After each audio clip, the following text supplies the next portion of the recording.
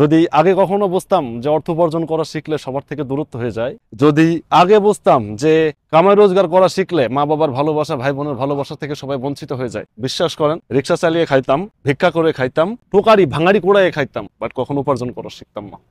আসসালামু আলাইকুম। তো প্রতিদিন তো নানান রকম ভিডিও আপনাদের মাঝে তুলে ধরি। আজকে প্রবাস নিয়ে কিছু কথা বলি। প্রবাস, শখের প্রবাস। তো আসলে 2014 সালে যখন প্রথম প্রবাসে আসার স্বপ্ন দেখি, তখন ভাবতাম যে বিদেশ যাব, প্রবাস কত সুখের। তো যেই কথা সেই কাজ, পুরোপুরি ভাবে প্রিপেয়ার্ড হইলাম প্রবাসে যাব। একদিন, 2 দিন, 3 দিন, প্রায় 1 বছর পরে প্রবাসে আসাটা সার্থক হইলো। তো বাংলাদেশের এয়ারপোর্টে দরজাটা যখন বন্ধ হয়েছিল, তখন বুঝতে পারছিলাম যে জীবন থেকে কি হারাতে যাচ্ছে। আর বাংলাদেশের এয়ারপোর্ট থেকে যখন মালয়েশিয়ার এয়ারপোর্টে ল্যান্ড করছি, ফজরের আজানের সময়, পহেলা রমজানে, মনে কোন জায়গায় পা দিয়েছে। তো যারা প্রবাসে আসার জন্য অনেক আগ্রহী, যদি শক্ত সামর্থ্য হন, মন যদি শক্ত করতে পারেন, স্বার্থপর হইতে পারেন, তাহলে প্রবাসে আসাটা উচিত। কথাটা কেন বললাম, এই প্রবাসে আসার পরে জীবন থেকে অনেক কিছু হারাবেন। তো প্রবাসে আসার পরে জীবনে সর্বপ্রথম যে জিনিসটা আপনি হারাবেন, সেটা হচ্ছে আপনার খুশি। দ্বিতীয়টা হারাবেন হচ্ছে আপনার শৈশব। তৃতীয় হারাবেন বন্ধু বান্ধব। আর চতুর্থ যে জিনিসটা হারাবেন, সেটা হচ্ছে বিশ্বাস। তো প্রবাসে আসবেন হয়তো কলুর বলদের মতো, অনেক রকম স্বপ্ন দেখে হয়তো প্রবাসে আসবেন। মা কি, বাবা কি, ভাই কি, বোন কি, সবার ভালোবাসাটা সেরকম অনুভব করতে পারবেন যখন প্রবাসে এসে একাকিত্ব অনুভব করবেন। তো একটা সময় পরে যখন নিজে দায়িত্ব নিতে শিখবেন, যখন নিজে অর্থ উপার্জন করতে শিখবেন, দেখবেন আস্তে আস্তে সবাইকে খুশি করে ফেলছেন। তো 1 দিন যাবে, 2 দিন যাবে, 3 দিন যাবে, ঘরে ফেরার মানসিকতাটা বাড়বে যে কবে বাড়ি ফিরবো।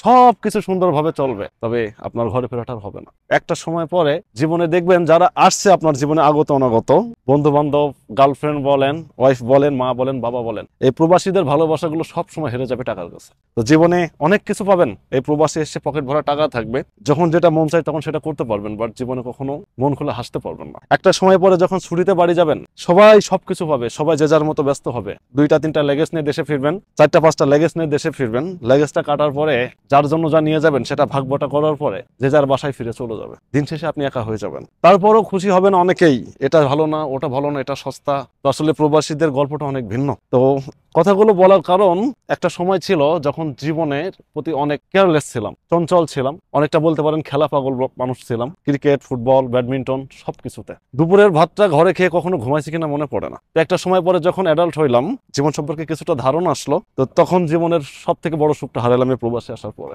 তো গ্রামে জন্ম, তো আমার জীবনের সব থেকে বড় হিরো, রাজা বলেন, বাচ্চা বলেন, আমার বাবা। আমি এই প্রবাসের মাটিতে 2টা জিনিস অনেক বেশি মিস করি, সেটা হচ্ছে আমার বাবার ভালোবাসাটা আর আমার মায়ের হাতের রান্নাটা। তো বাবা, মনে পড়ে ছোটবেলায় যখন আমার বাবা মাঠে যাইতো, ছোটবেলা থেকে আমাদের গোয়ালে গরু ছিল, চাষির ঘরে জন্ম, তো মিথ্যা বলে লাভ নাই। তো আমার বাবা যখন মাঠে গরু বাঁধতে যাইতো, কিংবা মাঠে গরু ঘাস কাটতে যাইতো, আমাকে নিয়ে যাইতো সাথে, আমি যাইতাম। তো ওনার বাম কাঁধে আমাকে বসাইতো, আর ডান হাতে গরু কিংবা গরু সরঞ্জাম থাকতো, কখনো মাটিতে হাঁটতে দেয়নি। তো কাঁধে করে নিয়ে যাইতো, আবার কাঁধে করে বাসায় ফিরতাম। তার সাথে গেলে মানে অন্যরকম একটা বুকে বল থাকতো। যখন দিনের বেলায় ঘুমাইতাম, দুপুরবেলা যখন ঘুমাইতাম, কিংবা সকালবেলা যখন ঘুম থেকে উঠতে দেরি হইতো, আমার বাবা প্রায় এসেই আমার গালে চুমা দিত। কথাটা অনেক বেশি মনে পড়ে। তার আমার বাবার গালের খোঁচা খোঁচা দাড়িটা যখন চলে ফুটতো, আমি বুঝতে পারতাম যে আমার আব্বু। তো এই প্রবাসে আসার পরে জীবনের সব থেকে বেশি মিস করি হচ্ছে এই ভালোবাসাটা। যদি আগে কখনো বুঝতাম যে অর্থ উপার্জন করা শিখলে সবার থেকে দূরত্ব হয়ে যায়, যদি আগে বুঝতাম যে কামাই রোজগার করা শিখলে মা বাবার ভালোবাসা, ভাই বোনের ভালোবাসা থেকে সবাই বঞ্চিত হয়ে যায়, বিশ্বাস করেন রিক্সা চালিয়ে খাইতাম,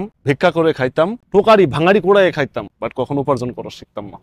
কথাটা এই কারণে বললাম, আজ পকেট ভরা টাকা আছে, মন যখন যেটা চাই তখন সেটা করতে পারি। একটা সময় অ্যান্ড্রয়েড ফোন চালানোর স্বপ্ন দেখতাম, এখন আইফোন চালায়। একটা সময় একটা ডায়ান 50 গাড়িতে চালানোর স্বপ্ন দেখতাম, এখন একটা R15 গাড়ি কেনার ক্ষমতা আমার আছে। কিন্তু আসলেও কি আমি সুখী? আসলেই কি আমি সবাইকে খুশি করতে পারছি? শুধু আমি নয়, বাংলাদেশে প্রায় 2.5 কোটি প্রবাসীর জীবনের গল্পটাই এক। এই মানুষগুলা সবাইকে খুশি করার তাগিদে প্রবাসের মাটিতে যখন পা দেয়, এই মানুষগুলা সবাইকে খুশি করার তাগিদে যখন নিজেকে কুরবানি করে, এই মানুষের ঘুম না হওয়ার কারণ কি, এই মানুষটার দ্রুত শরীর খারাপ হওয়ার কারণ কি, এই মানুষটা যখন কোনো অসুবিধায় পড়ে, সেই কথাগুলো শেয়ার করার মতো মানুষ কেউ থাকে না। এই কথাগুলো শোনার মতো ধৈর্য তার ঘরের ওয়াইফ বলেন, গার্লফ্রেন্ড বলেন, মা বলেন, বাবা বলেন, কেউ দেখে না। আপনি কতটা ভালো আছেন এই প্রবাসের মাটিতে, এই খোঁজ নেওয়ার মতো সময় সুযোগ কারোরই হবে না। তো প্রবাসে যারাই আছেন, কিংবা যারা আসবেন প্রবাসে, নিজের মনকে কুরবানি করে, ভালোবাসাকে কুরবানি করে, স্বার্থপর হয়ে তারপরে প্রবাসে আসছেন।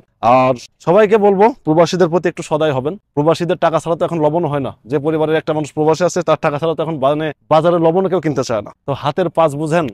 যারা প্রবাসে আছেন তাদেরকে বলবো, 10,000 টাকা কামাই করেন, কিন্তু হাতের 5টা রেখে দিন। একটা ভাঙবে 4টা থাকবে, 2টা ভাঙবে 3টা থাকবে, 3টা ভাঙবে 2টা থাকবে। মানে দিন শেষে আপনাকে ভরসা করার মতো একটা উপার্জন, একটা পুঁজি আপনার থেকে যাবে। তো সবাই ভালো থাকেন। অনেক কথা বললাম। পারলাম, আসলে অনেক একা লাগছিল। ইনশাল্লাহ নতুন কোনো ব্লগ নিয়ে আপনাদের সামনে হাজির হব। মালয়েশিয়ার অবস্থা অনেক খারাপ এখন, তো অপরাসি, পাসপোর্ট, ভিসা, নানান রকম ক্রাইসিসের মধ্যে আমরা প্রবাসীরা আছি। দোয়া করবেন আমাদের জন্য, এই সমস্ত ক্রাইসিস ভেঙে যেন সবাই সুষ্ঠুভাবে প্রবাসী মাটিতে কাজ করতে পারে। আল্লাহ হাফেজ।